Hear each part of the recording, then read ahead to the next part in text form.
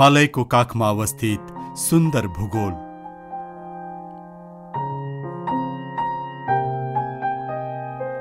समुद्री सतहबाट 60 मिटरदेखि विश्वको सर्वोच्च शिखर सगरमाथासम्म फैलिएको प्राकृतिक सौन्दर्यपरक अनुपम राष्ट्र नेपाल। विश्वकै एक सुन्दर देश नेपाल आज जलवायु परिवर्तन जस्तो विश्वव्यापी समस्याले जोखिममा पर्दै गएको छ। जलवायु परिवर्तनमा महत्त्वपूर्ण योगदान पुर्याउने हरित गृह ग्यास उत्सर्जनमा नेपालको भूमिका अत्यन्तै न्यून अर्थात् 0.025% मात्र रहेको छ। तथापि विश्वका अन्य औद्योगिक राष्ट्रहरूले गरेको हरित गृह ग्यासको अत्यधिक उत्सर्जनका कारण विश्वको तापक्रममा वृद्धि भई नेपालले समेत जलवायु परिवर्तनका विभिन्न असरहरूको मार खेप्नु परिरहेको छ।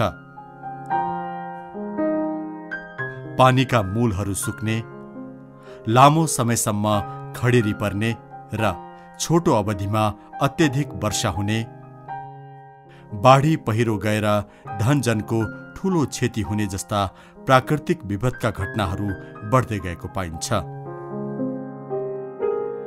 तर पनि कतिपय स्थानीय बासिन्दाहरू भने यस्ता समस्याको कारणप्रति अनभिज्ञ देखिन्छन्। सुन्दरनाथको जग्गामा लास्ट रोपाइन्छ, रोपाइ भइसके पनि फेरि खरिल पर्छ, बाली गइजान्छ, अनि पानी पर्छ, धेरै पानी परे पनि बाली गइजान्छ। गरिबले जहाँबाट पनि मन नै छ के गर्ने सर। वर्षायाम सुरु भएसँगै बाढी, पहिरो र डुबानको समस्याले नेपालमा वर्षेनी ठूलो धनजनको क्षति हुने गरेको छ। सन् 2013 को वर्षा मौसममा पश्चिम नेपालको महाकाली नदीमा आएको बाढीको कारण दार्चुला जिल्लाको सदरमुकाम र यस वरपरका क्षेत्रमा ठूलो क्षति भएको थियो, जसबाट एकजनाको मृत्यु भएको थियो भने करिब 350 जना व्यक्तिहरू विस्थापित भएका थिए। सो बाढीबाट 483 जना व्यक्तिहरू प्रभावित भएका थिए र 109 वटा घरहरू पूर्ण रूपमा ध्वस्त भएका थिए। यसैगरी सन् 2008 मा कोशी नदीमा आएको बाढीको कारण पनि पूर्वी नेपालको कोशी नदी वरपरका क्षेत्रमा धनजनको ठूलो क्षति भएको थियो।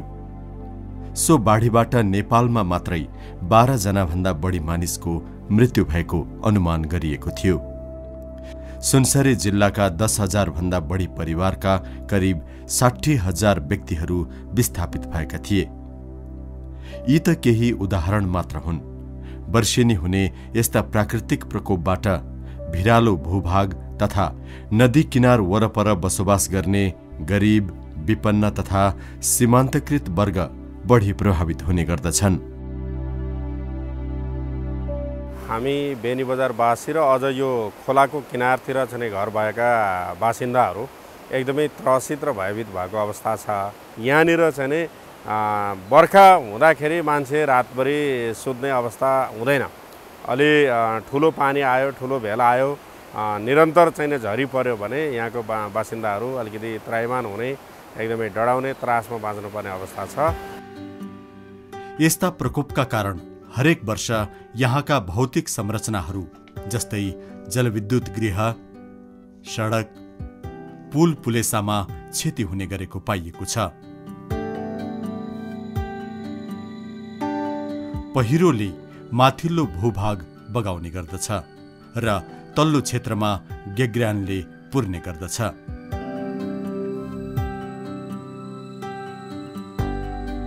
वर्षातको समयमा बाढी पहिरोको कारण सिँचाइका नहर, कुलो लगायत खानेपानीका पाइपहरू समेत क्षति भएर स्थानीय बासिन्दाहरू प्रभावित हुने गरेका छन्।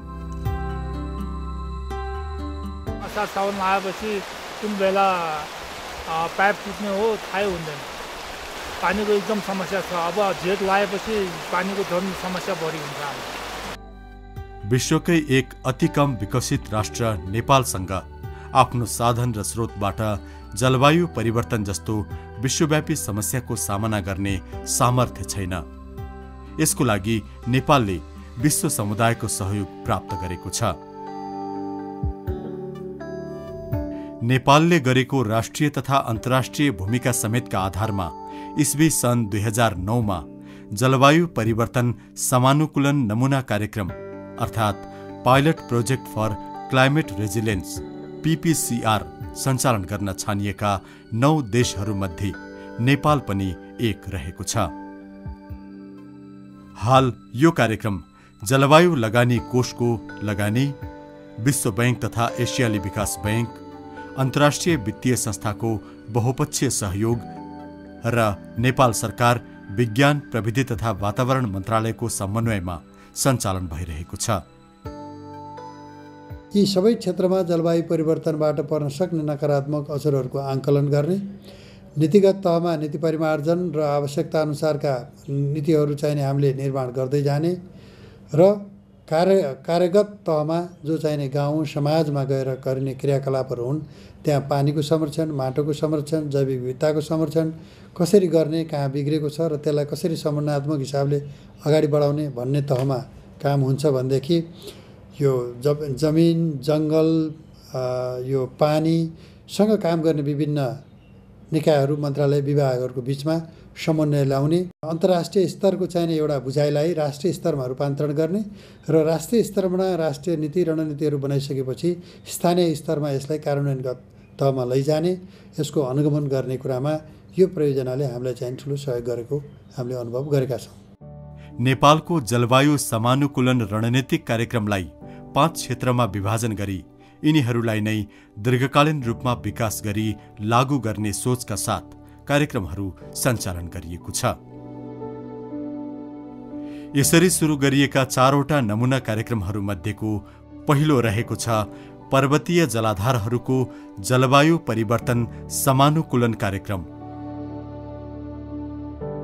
वन तथा भू संरक्षण मन्त्रालय अन्तर्गतको भू तथा जलाधार संरक्षण विभागले नेपालको सुदूरपश्चिमाञ्चल विकास क्षेत्रमा पर्ने बुढीगङ्गा जलाधार क्षेत्र र पश्चिम सेती नदीको तल्लो तटीय क्षेत्रमा नमूनाको रूपमा हाल यो कार्यक्रम कार्यान्वयन गरेको छ। आयोजनाबाट यस क्षेत्रमा पर्ने 6 जिल्लाका 100 गाउँ विकास समितिमा बसोबास गर्ने करिब 40,000 जनसङ्ख्या प्रत्यक्ष रूपमा लाभान्वित हुने अपेक्षा गरिएको छ। जलवायु उत्पन्न जोखिम समानुकूलन आयोजना जलवायु परिवर्तन समानुकूलन नमूना कार्यक्रम PPCR अन्तर्गतको दोस्रो आयोजना हो। यो आयोजना विज्ञान प्रविधि तथा वातावरण मन्त्रालय अन्तर्गतको जल तथा मौसम विज्ञान विभाग र कृषि विकास मन्त्रालयको सहकार्यमा कार्यान्वयन भइरहेको छ। जलवायु प्रभावित समुदायलाई मौसम, जलवायु परिवर्तन तथा बाढी सम्बन्धी पूर्व सूचनाहरू व्यवस्थित रूपले प्रवाह गरी प्रकोप न्यूनीकरण गर्ने उद्देश्यका साथ यो आयोजना सञ्चालित छ। साथै यस आयोजनाबाट नेपालमा सञ्चालनमा रहेका 120वटा जलवायु मापन केन्द्र र 80वटा जल मापन केन्द्रहरूको वर्तमान अवस्थाहरूको बारेमा आधारभूत तथ्याङ्क सङ्कलन गर्ने कार्य समेत सञ्चालन भइरहेको छ। नेपालको उच्च पर्वतीय क्षेत्रमा अत्यधिक मात्रामा हिउँ पग्लिएर बनेका हिमताल विस्फोटको घटना विगतका वर्षहरूमा पनि भएका थिए। आगामी दिनमा समेत यस्ता घटना घट्न सक्ने सम्भावनाले गर्दा सम्भावित प्रकोपको त्रासमा छन् हिमतालको तल्लो भूभागका बासिन्दाहरू।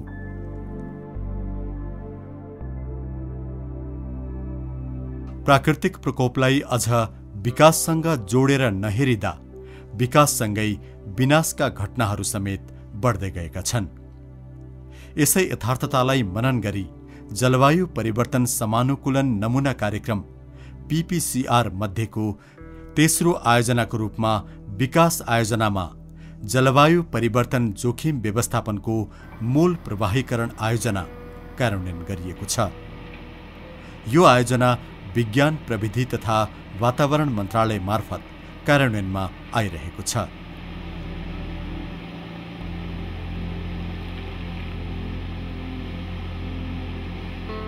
जलवायु परिवर्तनबाट परिरहेको असरलाई ध्यानमा राखेर नेपालले राष्ट्रिय अनुकूलन कार्यक्रम ल्याएको छ। त्यसैभित्र बसेर विभिन्न कार्यक्रमहरू सञ्चालन गर्दै आएको छ। त्यसैमध्येको एउटा कार्यक्रम जलवायु समानुकूलन नमुना कार्यक्रम हो।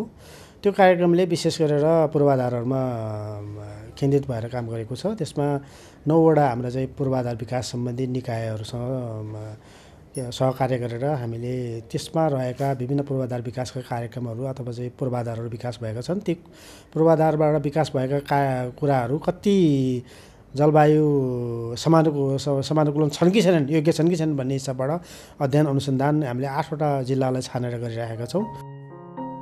जिल्ला तथा स्थानीय बासिन्दासँग सरकारवाला सरकारी निकाय र गैर सरकारी संस्थाका प्रतिनिधिहरू बीच अन्तर्क्रियाको माध्यमबाट राय सङ्कलन गर्ने, जलवायु परिवर्तनलाई स्थानीय योजना तर्जुमामा मूल प्रवाहीकरण गर्न जिल्ला स्तरमा तालिम उपलब्ध गराउने र क्षमता अभिवृद्धि गर्ने जस्ता कार्यक्रमहरू सञ्चालन हुँदै आइरहेको छ। जलवायु परिवर्तनबाट पर्न सक्ने क्षतिलाई मध्यनजर गरेर आगामी दिनमा देशका विभिन्न भूभागमा भौतिक विकासको लागि पूर्वाधारहरूको निर्माण गर्दा के कस्तो मापदण्ड र प्रविधि अपनाउँदा उपयुक्त होला भन्ने विषयमा समेत स्थानीय बासिन्दाले पुस्तौँदेखि हासिल गरेको परम्परागत ज्ञान तथा सिकाइलाई आत्मसात गर्दै यस्ता प्रविधिलाई समेत आयोजनाले भावी कार्यक्रमको लागि योजना तर्जुमा गरिरहेको छ।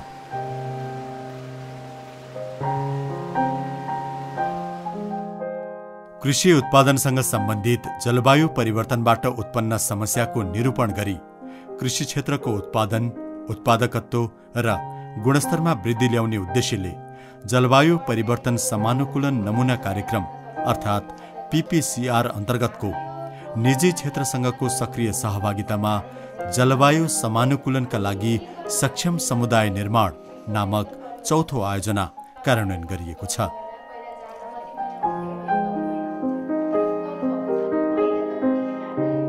थोरै मात्र खेतीयोग्य जमिन भएका किसानहरूलाई जलवायु परिवर्तनको असरसँग अनुकूलन गर्ने र खाद्य सुरक्षामा समेत वृद्धि गर्ने उद्देश्यले धान, मकै र उखु खेतीमा केन्द्रित रही परीक्षणको रूपमा यो आयोजना सञ्चालित छ। हाल नमुनाको रूपमा मकै खेतीको लागि 12 जिल्ला, धान र उखु खेतीको परीक्षणको लागि सुनसरी र मोरङ जिल्लाका केही गाउँ विकास समितिहरू छनौट गरी कार्यक्रम सञ्चालन गरिएको छ।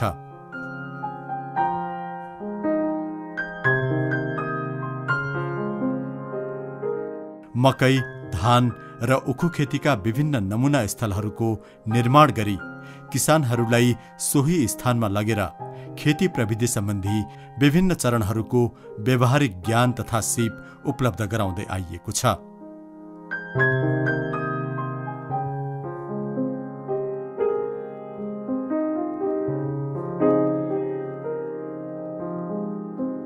नेपाल जति सुन्दर छ त्यति नै प्राकृतिक विपदका हिसाबले जोखिमयुक्त पनि छ। नेपाल विश्वका 20 वटा अत्यन्त प्राकृतिक विपद जोखिमयुक्त राष्ट्र मध्येको एक रहेको छ भने जलवायु परिवर्तनको दृष्टिकोणले चौथो जोखिमयुक्त राष्ट्र मानिन्छ। विगतका केही दशकदेखि जलवायु परिवर्तनको असरका कारण अझ बढी जोखिममा पर्दै गएको छ। जलवायु समानुकूलन कार्यक्रमको लागि छानिएको मुलुक नेपाललाई कार्यक्रम कार्यान्वयन गर्नको लागि जलवायु लगानी कोषले सहयोग उपलब्ध गराएको छ। नेपालले आफ्नो आवश्यकता, प्राथमिकता र जोखिमको आधारमा जलवायु समानुकूलन रणनीतिक कार्यक्रम तयार पारी सोही अनुरूप जलवायु परिवर्तन समानुकूलन नमुना कार्यक्रमलाई विभिन्न क्षेत्रमा परीक्षणका रूपमा कार्यान्वयन गरेको छ। यसरी सञ्चालित कार्यक्रमबाट प्राप्त अनुभव र सिकाइलाई आत्मसात गर्दै आगामी दिनमा यस्ता सफल कार्यक्रमहरूलाई समन्वयात्मक तवरले देशका अन्य भूभागमा समेत कार्यान्वयन गर्दै जानुपर्ने आवश्यकताको महसुस समेत गरिएको छ।